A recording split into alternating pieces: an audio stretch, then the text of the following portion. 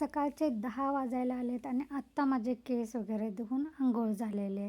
इतका वेळ का झालं ते सांगते. किती दिवस माहीत आहे मी म्हणते किचनच्या वरच्यावर भरण्या, ओटा वगैरे सगळं त्या फरशा घासून घ्यायच्या.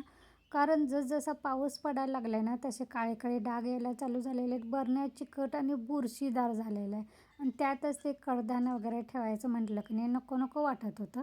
म्हटलं आज सकाळ-सकाळी अंघोळीच्या अगोदर हे सगळं आवरून घ्यायचं. मोठ्या बरण्या, छोट्या बरण्या सगळे कडधान्य काढून घासायला बाहेर ठेवलीत. त्यानंतर इथं बघा भिंतीसकट सगळं घासून स्वच्छ सगळं धुवून केलेलं आहे. खिडकी, ॲक्वाच्या वरच्या भिंत सगळं पाण्यानं स्वच्छ केलं. त्यानंतर फ्रीज पण बाहेरून स्वच्छ केलेलं आहे. नंतर थोड्या वेळात मी आतून केलेलं आहे. आता म्हटलं सगळं वरचं धुवून झालेलंच आहे तर ओरगळं वगैरे त्या ट्रॉलीजवर गेलेलं. ते सगळं परत कणी पुसून घेतलं कापडानं कारण त्याच्या आत पण असे काळे-काळे डाग पडायला चालू झाले होते.